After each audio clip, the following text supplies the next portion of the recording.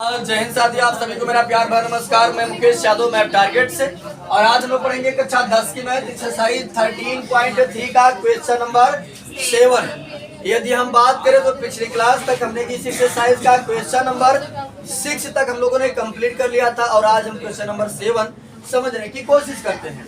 एक बार question number 7 के statement को रीड करते हैं और फिर सॉल्व करने की कोशिश करते हैं। तो कहा जा रहा है 32 सेमी ऊंची और आधार त्रिज्या 18 सेमी वाली एक बेलनाकार बाल्टी रेत से भरी हुई है। इस बाल्टी को भूमि पर खाली किया जाता है और इस रेत की एक शंक्वाकार ढेरी बनाई जाती है। यदि शंक्वाकार ढेरी की ऊंचाई 24 सेमी है, इस ढेरी की त्रिज्या और तिर्यक ऊंचाई ज्ञात कीजिए। ये बच्चे समझिएगा, क्वेश्चन में कहा जा रहा है, कहा जा रहा है कि 32 सेमी ऊंची और आधार त्रिज्या 18 सेमी वाली एक बेलनाकार बाल्टी रेत से भरी हुई है। ये बच्चे एक बेलनाकार बाल्टी है। उस बाल्टी की यदि हम ऊंचाई की बात करें तो 32 सेमी है और यदि त्रिज्या की बात करें तो 18 सेमी है। वो बाल्टी पूरी तरीके से रेत से यानी कि बालू से भरी हुई है। उस बालू को क्या करता है, जमीन पर ऐसे पलटा जाता है। ठीक, ऐसे पलटा जाता है। जब ऊपर से ऐसे हम गिराते हैं, देखो बच्चे, अगर हम बालू को ऐसे ऊपर से गिराएंगे तो देखिए धीरे धीरे जब गिराते रहेंगे, ऊपर इसे टीला के माफी तो बनता रहेगा, नीचे चौड़ा होता चला जाता है, ऊपर टीला बनता चला जाता है। तो आप ध्यान से अगर देखेंगे तो वो शंकु का आकार ले लेता है, ऐसे ना ऊपर एकदम नुकीला हो जाता है, तो शंकु का आकार लेता है। ठीक, तो वही कह रहा है, इस बाल्टी को भूमि पर खाली किया जाता है और इस रेत की एक शंक्वाकार ढेरी बनाई जाती है। क्या बन जाता है? शंक्वाकार ढेरी, मतलब टीला समझा अपनी भाषा में। ठीक है, ढेरी बनाई जाती है। यदि शंक्वाकार ढेरी की ऊंचाई 24 सेमी है, वो जो ढेरी बन रही है, जो टीला बन रहा है, उस टीला का ऊंचाई कितना है? 24 सेमी है। इस ढेरी की त्रिज्या और तिर्यक ऊंचाई ज्ञात कीजिए। ये जो ढेरी बन रही है, इस ढेरी को हमको क्या करना है? त्रिज्या और तिर्यक ऊंचाई हमको क्या करना है? फाइंड आउट करना है।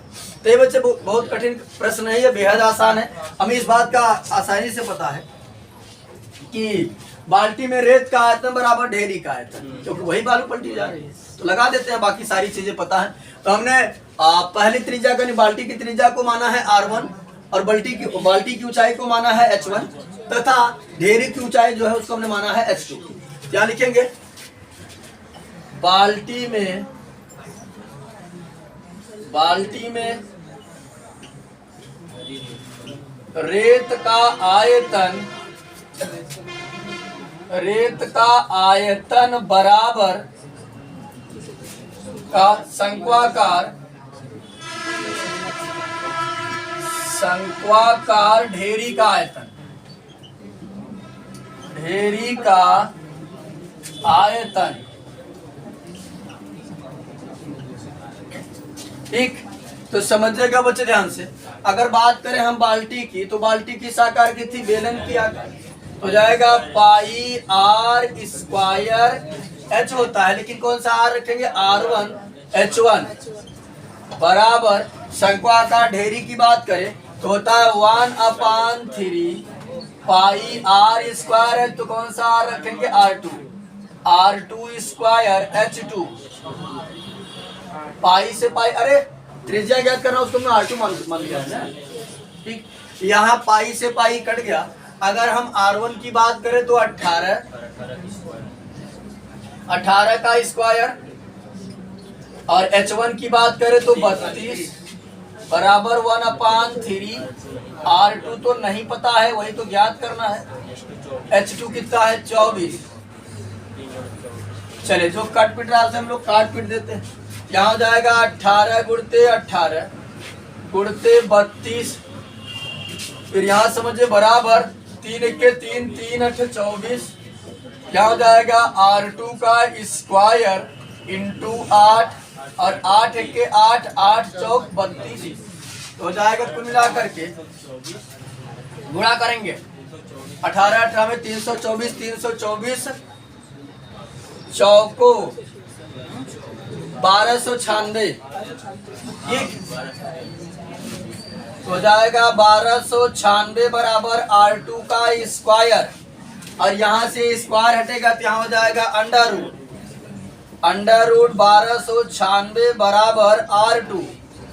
1296 जो है वो 36 का वर्गमूल है। हो जाएगा 36 सेंटीमीटर बराबर R2। प्लस माइनस दोनों देगा, लेकिन यहाँ पर हम प्लस ही कंसीडर करेंगे क्योंकि त्रिज्या है। तो यहाँ पर समझिएगा त्रिज्या तो हमने बता दिया, अब हमको तिर्यक ऊंचाई L चाहिए। तो हमने पढ़ा फार्मूला L स्क्वायर बराबर R2 का R कौन है, R2 का स्क्वायर प्लस H2 का स्क्वायर।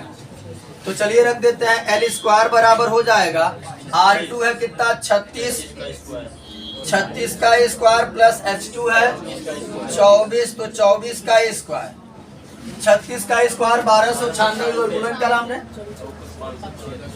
हो जाएगा L स्क्वायर बराबर 1296 और 24 का स्क्वायर 576 हो जाएगा। जोड़ देंगे तो L स्क्वायर बराबर हमारा जो बनेगा बच्चे 6 6 12 के 2, 7 9 16 1 17 का 7, 5 2 7 1 8, यहाँ 1872। L बराबर अंडर रूट 1872, इसका वर्गमूल निकाल देंगे। 12 अंडर रूट 13। तो चलिए देख लेते हैं। 2 से काटा 2 9 18, 2 3 6, 2 6 12, 2 चौक 8, 2 6 12, बचा 1 2 8 16, 2 दूना 4, 2 3 6, 2 चौक 8, 2 1 के 2, 2 1 के 2, 2 7 14, 3 से कट जाएगा, 3 त्रिका 9, 3 9 27, 3 1 के 3, 3 त्रिका 9, 13 से कट जाएगा, 13 1 के 13, 2 का जोड़ा बना, 2 का जोड़ा बना, 3 का जोड़ा बना। जिसका जोड़ा बन जाता है उसे गुणा करके बाहर कर लेते हैं, और जिसका जोड़ा नहीं बनता उसको अंडर रूट में रखते हैं। तो 2 दूना 4 तिहाई 12, 12 अंडर रूट 13। L बराबर हो जाएगा 12 अंडर रूट 13 सेंटीमीटर स्क्वायर। ठीक, यही हमसे पूछा जा रहा था, जो हमने आसानी से बता दिया। चलिए हम लोग अगला क्वेश्चन नंबर 8 समझते हैं। यदि हम 8वें नंबर क्वेश्चन की बच्चे बात करें तो 8वां नंबर क्वेश्चन हमारा जो है वो दैनिक जीवन से उठाया गया प्रश्न है। ठीक, तो चलिए समझते हैं। रोजमर्रा के जिंदगी से क्वेश्चन है। हाँ, यहाँ समझिए। दैनिक जीवन गधा अंग्रेजी में बोले, डेली रूटीन कहते हो ना अंग्रेजी में, वही रोजमर्रा है। रोज काम होने वाले में से एक ये भी है काम। खेत कियारी भरते हो तुम लोग, सब किसाने के लड़के हो ना। तब चले 6 मीटर चौड़ी और 1.5 मीटर गहरी एक नहर में पानी 10 किमी पर सेकंड की चाल से बह रहा है। सॉरी, 10 किमी पर आवर की चाल से बह रहा है। तुम लोगों को समझाने के चक्कर में हमारा माइंड डिस्टर्ब हो जाता है। फालतू फालतू बोल देते हो बात, तो उसी में दिमाग घूमता रहता है। फिर से चलिए समझिए। 6 मीटर चौड़ी और 1.5 मीटर गहरी एक नहर में पानी 10 किमी पर आवर की चाल से बह रहा है। ये बच्चे एक नहर है। अगर हम बात करें उस नहर के चौड़ाई की तो 6 मीटर है, और उस नहर के यदि हम गहराई की बात करें तो 1.5 मीटर है। उसमें पानी बहता चला जा रहा है। ठीक है, उसमें पानी बहे जा रहा, बहे जा रहा, बहे जा रहा। ठीक, और अगर हम बात करें उस पानी बहने की स्पीड जो है वो 10 किमी पर आवर है। ये 10 किमी पर आवर का मतलब आप समझ रहे हैं? हाँ, पर मतलब होता है एक, प्रति जिसे कहते हैं।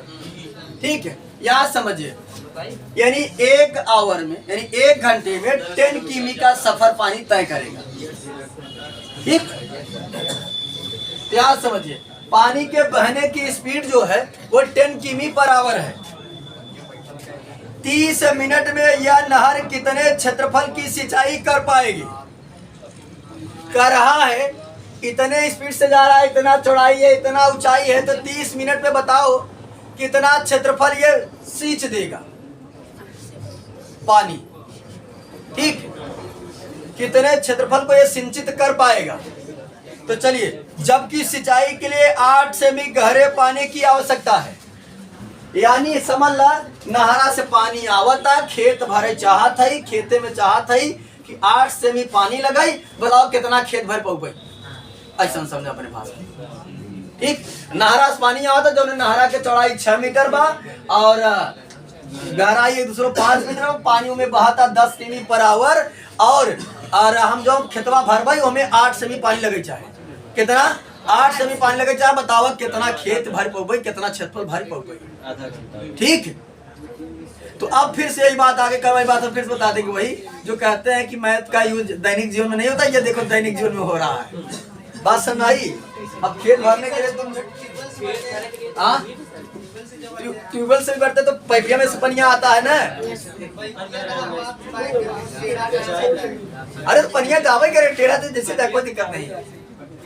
तो हाँ ये बच्चे समझेगा ध्यान पूर्वक, अब समझिए। क्वेश्चन को पढ़ने के बाद हमको एक बात ये नहीं समझ में आया कि आखिरकार हम क्या ज्ञात करें। बड़ा अलविदा टाइप का है तो सरल, लेकिन इसको बुलाओ, आए बच्ची पढ़ने आए तो बार हमारी बात सुनो, बतिया लेना बाद में, वो तो बातों में बात हो जाएगी। का हो बढ़िया पूरी बनी रहे, कचौड़ी बनी रहे, क्या खाए हो, अभी बात बतिया ले। हाँ अब यार हम बताते जो नहीं समझा, वो इम्पोर्टेंट है, हमारी बात इम्पोर्टेंट बात है, वो तो बतिया से तो कमाओ। चलिए बच्चे समझिएगा ध्यान से। तो क्वेश्चन पढ़ने के बाद इस बात का हमें पता नहीं चल पाया कि आखिरकार इसमें करना क्या है। जब तक हम प्रश्न नहीं समझ पाएंगे तब तक हम उत्तर नहीं दे पाएंगे, क्योंकि प्रश्न समझेंगे तब उत्तर देंगे। जैसे हम कहते झेवला झाला तो कहोगे क्या मतलब है इसका, मराठी में एक भाषा है तो नहीं मराठी है, काय कर दो तुम्हें काय न कर दो उठे जाला, तो ऐसे ही सब है, ठीक। तो मतलब जब तक हम प्रश्न नहीं समझ पाएंगे, यानी कि काय कर दो तुम मतलब क्या कर रहे हो, तो जब हम पूछबे कि क्या कर रहे हो तो समझ जाबा, तो उत्तर दे देबा कि हाँ सर जी लिखा था पढ़ा था क्या करता है। ऐसे ही जब तक हम प्रश्न की भाषा को नहीं समझ पाएंगे तब तक हम जवाब नहीं दे पाएंगे। तो चलिए एक बार फिर से प्रश्न को पढ़ते हैं और समझने की कोशिश करते हैं कि आखिरकार हमको क्या करना है, जिससे हम ये पता कर सके कि कितने क्षेत्रफल को ये सिंचित कर पाएगा। तो चलिए समझ, एक बार फिर से क्वेश्चन को रीड करते हैं। 6 मीटर चौड़ी है, 1.5 मीटर गहरी है, इसमें पानी बह रहा है 10 किमी पर आवर से, और हमसे पूछ रहा है कि 30 मिनट में यह कितने क्षेत्रफल को सिंचित करेगा। तो हमने अभी कितने को भरेगा, कितने को सिंचित करेगा, इसको हम थोड़े समय के लिए भूल गए। बस हमने ये जानना चाहा कि 30 मिनट में कितना पानी आएगा, 30 मिनट में कितना पानी आएगा, पानी इतना आएगा, फेंक दो इतना सिंचित हो गया। पहले तो हम तो ये पता करें कि 30 मिनट में पानी कितना आ रहा है। आप समझिए पानी कितना आ रहा है ये हम कैसे पता करें। तो चलिए समझिएगा, ए बच्चे समझिएगा, आपको हम समझाने की कोशिश करते हैं। यहाँ दिया चौड़ाई और दिया ऊंचाई, तो यानी कुल 2 भुजा दिया, लंबाई चौड़ाई। तो लंबाई चौड़ाई से हमको याद आया कि बेलन में तो होता नहीं, गोला में तो होता नहीं, अर्धगोला में तो होता नहीं, शंकु में तो होता नहीं, घन में तो एक ही भुजा आ गया घनाभ। क्या आ गया? घनाभ। और घनाभ के लिए लंबाई चौड़ाई ऊंचाई चाहिए, चौड़ाई ऊंचाई दिया, लंबाई नहीं दिया। आप समझा लंबाई बनेगा, लंबाई है ही बने जो पनिया बहता। बताए कैसे? जैसे अगर हम पूछी बताओ 2 मिनट में पानी कितना पहुंचा, कहा 4 मीटर तक पहुंच गया, ये तो लंबाई भवन है। पनिया जितना बह के गवार है, जितना दूरिया इतना दूरिया तक गावन है। अगर हम पूछ रहे ए भैया वो नाली जो बनी है कितनी लंबी बनी है, तब तो वहां तक गई बा, तो वहीं में पनिया जाए ना, तो पनिया जो बहा था केकर रेशियो में बहा था, ये लंबाई के सापेक्ष बहा था, है ना। ये पानी किसका काम कर रहा है? लंबाई का। तो हम क्या काम करते हैं, इसको 1 मिनट में, ये क्योंकि 30 मिनट का हमसे पूछ रहा है, तो हम 1 मिनट में देख लेते हैं ये पानी कितना दूर जाता है। ठीक, तो चलिए ये बच्चे देखो यहां हम लिखेंगे 1 मिनट में,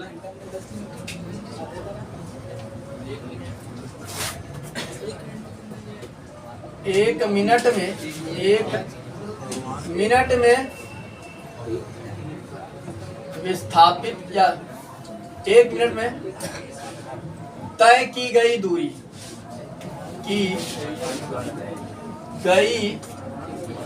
दूरी बात ना करो बच्चे।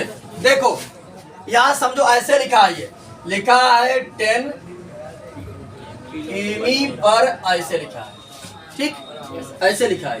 वो तो हम लोग थोड़ा सा सिस्टमेटिक ढंग से पढ़ने में अच्छा लगे, देखने में अच्छा लगे, इसलिए वैसे लिखते हैं। बाकी शुद्ध रूप ये है, ठीक। तो देखो ये लिखा है 10 किमी पर, ऐसे समझे, पर आवर। हमने इसको मीटर प्रति मिनट में बदलना चाहा। अब समझाते हैं कि आखिरकार हमने इसको मीटर प्रति मिनट में ही क्यों बदलना चाहा। तो चलिए देखते हैं। अगर हमको जो विमाएं दिया गया है वो मीटर में दिया गया है और हमसे जो प्रश्न पूछा जा रहा है वो मिनट में पूछा जा रहा है, तो हम इसको मीटर प्रति मिनट में चेंज करने की कोशिश करते हैं। तो ए मुन्ना देखो, ये 10 था, ये बताओ हमको 1 किलोमीटर में कितना मीटर? 1000 से हमने जैसे गुणा किया, ये किसमें चेंज हो गया? लेकिन अभी 1 घंटा ही है। 1 घंटा में कई मिनट? एक तो था पहले से 1 घंटा था ना, 60 से हमने गुणा कर दिया। जो कट पीट रहा है उसको काट पीट लेते हैं। 0 से 0 कटा और 2 पंचे 10, 00 00, 2 तिहाई 500/3 मीटर प्रति मिनट। अब ये मीटर प्रति मिनट बदल चुका है, ठीक। mm मतलब मीटर प्रति मिनट, तो मिलीमीटर मतलब, हाँ वही चीज, मीटर प्रति, चलो MIN लिख देते हैं, अब सही है, मीटर प्रति मिनट। अब कंफ्यूजन नहीं होगा। तो इसको हमने चेंज किया जब बच्चे, तो क्या किया, ये तो समझा चुके हम आपको। तो यहाँ कर देंगे 10 गुणते 1000/60, 0 से 0 हमने काटा, 2 तिहाई 6, ये हो गया 500, ये हो गया हमारा 500/3 मीटर प्रति मिनट। ए बच्चे 1 मिनट में कितना दूर जाएगा ये हमको पता हो गया। अब हम ये निकाल लें कि 1 मिनट में विस्थापित पानी का आयतन, कि 1 मिनट में पानी कितना विस्थापित हो रहा है, कितना पानी जा रहा है। तो ठीक, तो पानी किस आकार में जा रहा है? घनाभ के आकार में जा रहा है। जैसे देखो, पानी जब नहर में बह रहा है, ऐसे जितना उसकी चौड़ाई है, चौड़ाई के बराबर बहेगा और ऊंचाई के बराबर, ये तो बहावे करेगा। और ये जा रहा है लंबाई भी, तो क्या हो गया? लंबाई, चौड़ाई, ऊंचाई का हो गया घनाभ का। तो लिखेंगे 1 मिनट में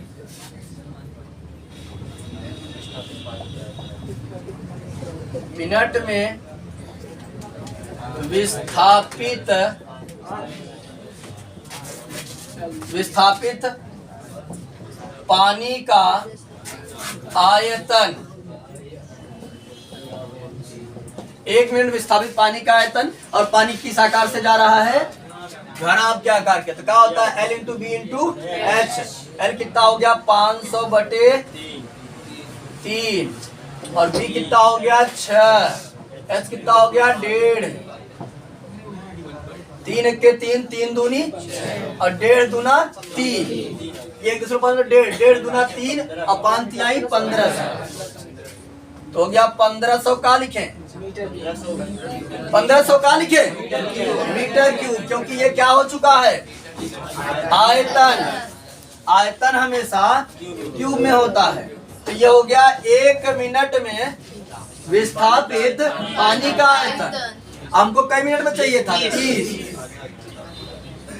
यहाँ लिख देंगे, बस कुछ नहीं, बस 30 मिनट में विस्थापित पानी का आयतन, सेम हिंदी रहेगा, बराबर क्या करेंगे हम? 30 से क्या करेंगे? गुणा कर देंगे। तो ये कितना बन गया? 45 के बाद 3 0 मीटर क्यूब। ए मुन्ना, अब हमको ये पता चल गया कि ये, या फिर से वही हिंदी रहेगी बच्चे। ए बच्चे, हमें ये पता चल गया कि 30 मिनट में जो है ये इतना पानी विस्थापित होगा। 30 मिनट में जो पानी विस्थापित होगा वो इतना विस्थापित होगा। ठीक, ये बच्चे सेम हिंदी रहेंगे। हम जो लाइन खींचे हैं, ठीक, क्या लिखेंगे? देखो, ये डॉट डॉट वाली इसकी हिंदी है और यहाँ पर लिखना है 30 मिनट में विस्थापित पानी का आयतन, यहाँ भी रहेगा 30 मिनट में विस्थापित पानी का आयतन, 30 मिनट में इतना पानी जा रहा है। अब यही पानी जो है जा करके जमीन को हमारे क्या करेगा, सींचेगा। तो चलो इसको हम भूल जाते हैं, इसके बाद बात करेंगे 2 मिनट बाद। देखो हम लिखते हैं 30 मिनट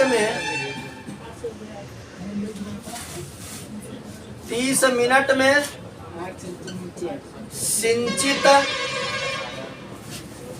क्षेत्रफल। ए बच्चे ये क्या है, 30 मिनट में सींचा गया क्षेत्रफल, 30 मिनट में सींचा गया क्षेत्रफल।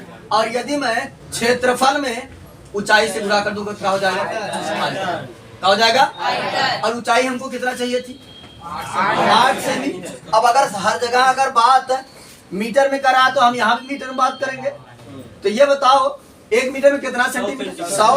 तो 100 से हम क्या करेंगे, ये देखो हमने बता दिया 30 मिनट में सिंचित क्षेत्रफल इंटू ऊंचाई का आ गया आयतन। और कितना आयतन आएगा, इसी के बराबर आयतन आएगा ना, क्योंकि यही बनिया तो सींचने जा रहा है। इसका मतलब इसका क्षेत्रफल, सॉरी इसका आयतन और इसका आयतन क्या होगा, बराबर होगा। नहीं सोच पाए।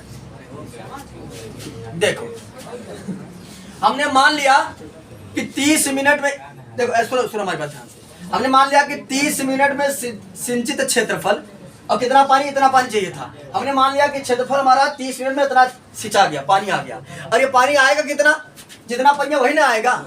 इसका आयतन और इसका आयतन क्या होगा, बराबर होगा। तो बराबर हमने क्या दिखा दिया, 45,000 मीटर क्यूब। जो कट रहा है काट दो, तो काट देते हैं, 8 से कट जाएगा, 8 5 40, 8 6 48, 8 2 कट जाएगा, शायद कट जाएगा वो। 8 5 40 बच गया, 5 हो गया 50, 8 6 48 बच गया, 2 हो गया 20, 8 दूनी 16 बच गया 4, 8 5 40। इधर इसका इधर गुणा कर देंगे तो हो जाएगा 30 मिनट में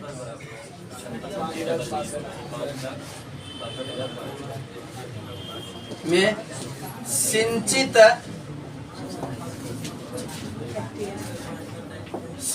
क्षेत्रफल बराबर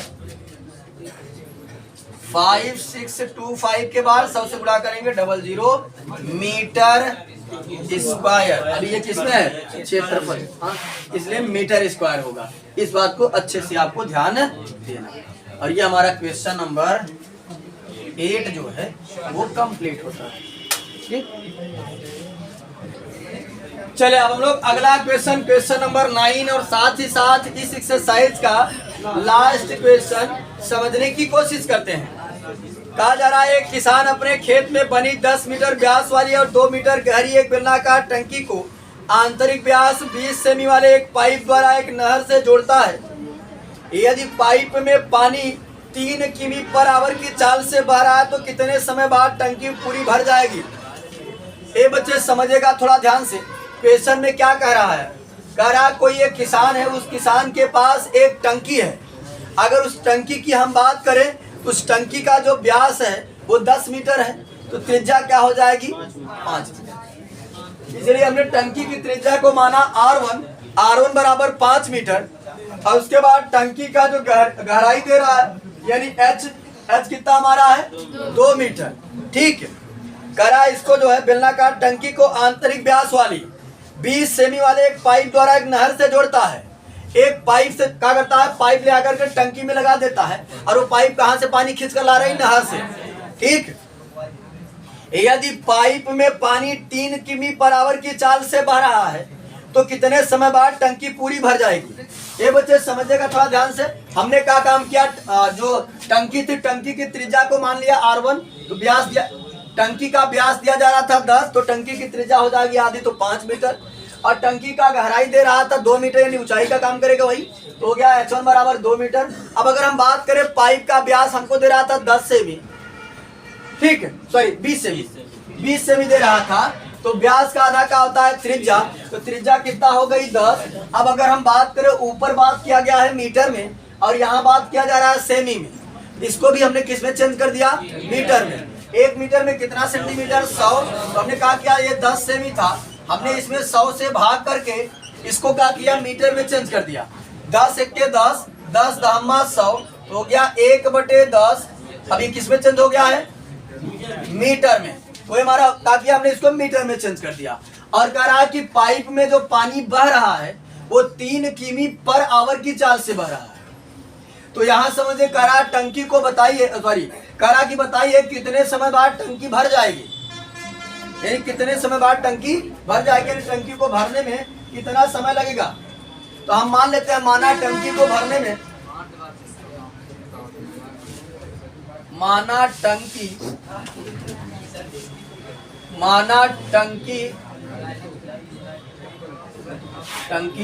x मिनट बाद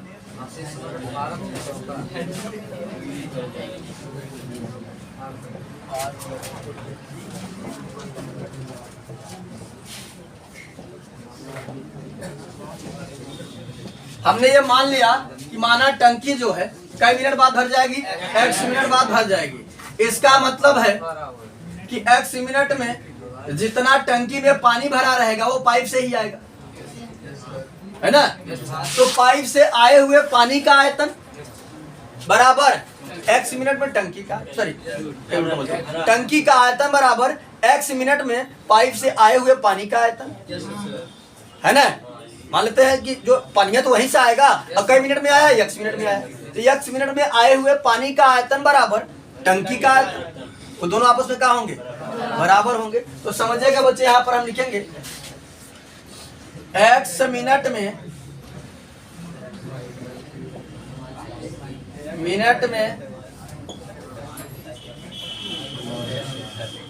पाइप से आए हुए पानी का आयतन बराबर टंकी का आयतन, या टंकी में पानी का आयतन बराबर टंकी में पानी का आयतन। तो ध्यान से समझो बच्चे, x था तो हमने x कर दिया। अब यहाँ समझिए, यहाँ पर हमको ध्यान देना है। अच्छा एक चीज नहीं किए का है, चलो वहीं चेक। ए बच्चे, अब अगर हम बात करें तो आप सभी सब लोग जानते होंगे, देखे भी होंगे, पाइप किस आकार की होती है, बेलन के आकार की होती है, ठीक, गोलाकार होती है ना पाइप।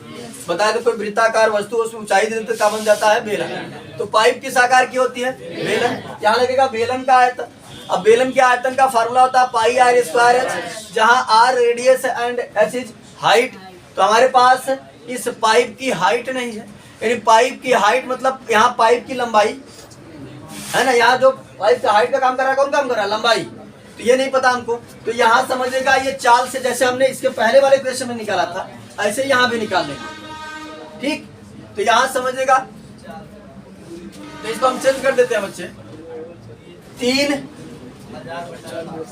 देखो ए बच्चे, किमी बराबर है, 1 किमी में 1000 बटे 1 घंटा में 60 मिनट। 0 से 0 कटा, 3 एक्के 3, 3 दूनी 6, 2 एक्के 2, 50। कितना हो गया, 50 मीटर प्रति मिनट। क्या हमारा यहाँ लिख दे रहे हैं, चाल अब जो हमारी बनेगी बन जाएगी 50, यहाँ एक बार लिख देगा, चाल हमारी क्या बनेगी बच्चे, आप लोग इसके नीचे यहाँ लिख लीजिएगा। चाल बराबर हो जाएगा 50, पहले एक बार दिखा दें, 3 गुणते 1000 बटे 60। 0 से 0 कटा, 3 एक्के 3, 3 दूनी 6, 2 एक्के 2, 50 दूना।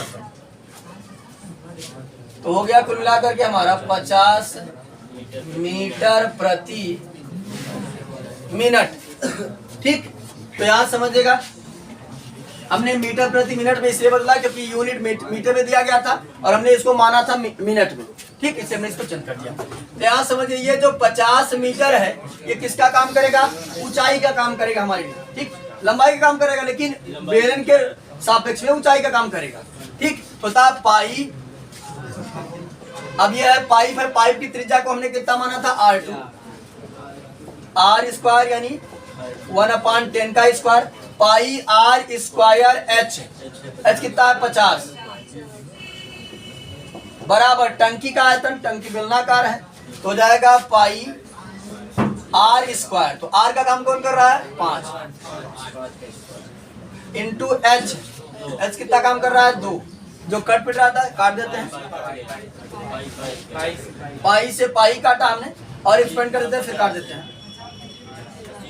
अरे काट दे रहे हैं 1/10 इंटू 1/10 इंटू 50 बराबर 25 इंटू 2, क्या देखो डायरेक्ट ऐसे समझो, ये हो जाएगा 50 एक के 50, 50 एक के 50, क्या हो जाएगा x ऊपर गुणा करेंगे x ही आएगा, नीचे 10 10 100 बराबर 1/1, क्रॉस मल्टीप्लाई करेंगे तो x बराबर हो जाएगा 100, कितना 100 मिनट, और 100 मिनट मतलब 1 घंटा 40 मिनट, क्योंकि 60 मिनट को 1 घंटा कहते हैं, तो 60 मिनट अलग कर दिया, बचा कितना, x बराबर हो जाएगा 1 घंटा 40 मिनट। ठीक, चले लास्ट में अतः करके हिंदी लिख देंगे, अतः जो कि टंकी 1 घंटा 40 मिनट में भर जाएगी, अब पूरी तरीके से भर जाएगी। तो आज की क्लास में हमने एक्सरसाइज 13.3 को पूरी तरीके से समाप्त कर लिया है। अब हमारा जो नेक्स्ट क्लास होगा वो अगले एक्सरसाइज 13.4 पर होगा, जिसके बारे में हम लोग पढ़ेंगे शंकु छिन्नक के बारे में। जो आपको अगर बात करें शंकु छिन्नक, आप क्लास 9th में नहीं पढ़े हैं, ये आपको शंकु छिन्नक जो है वो क्लास 10th में नया मिलेगा, तो आप क्लास मिस मत करिएगा, अन्यथा आप बहुत कुछ सीखने से वंचित रह जाएंगे, जो कुछ आगे हो सकता है कि आपको कठिनाई का सामना करना पड़ सकता है। तो इस वीडियो में इतना ही, बाकी मिलते हैं नेक्स्ट वीडियो में, तब तक के लिए जय हिंद।